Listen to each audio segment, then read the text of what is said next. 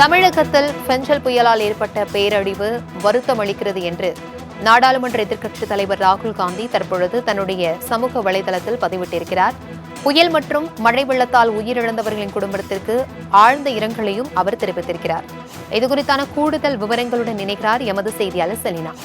வணக்கம் செலினா. தற்பொழுது நாடாளுமன்ற எதிர்க்கட்சித் தலைவர் ராகுல் காந்தி அவர்கள் பெஞ்சல் புயலினால் பலியான உயிர்களுக்கு இரங்கல் மடலை ஒன்றை வெளியிட்டிருக்கிறார். இது குறித்தான விவரங்களை பகிர்ந்துக்கோங்க. தமிழகத்தில் பெஞ்சல் புயலால் கடந்த 2 நாட்களாகவே பல்வேறு மாவட்டங்களில் மழை பெய்திருக்கிறது.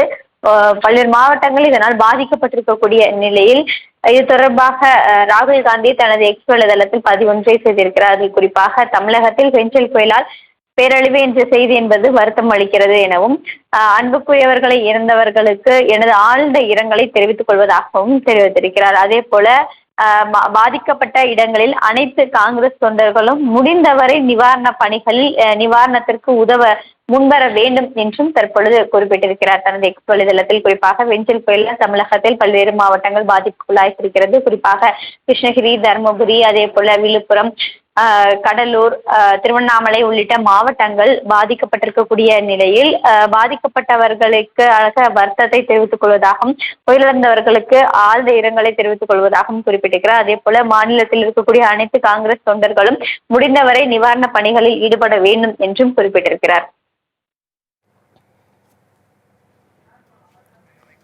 தகவல்களுக்கு நன்றி செலினா.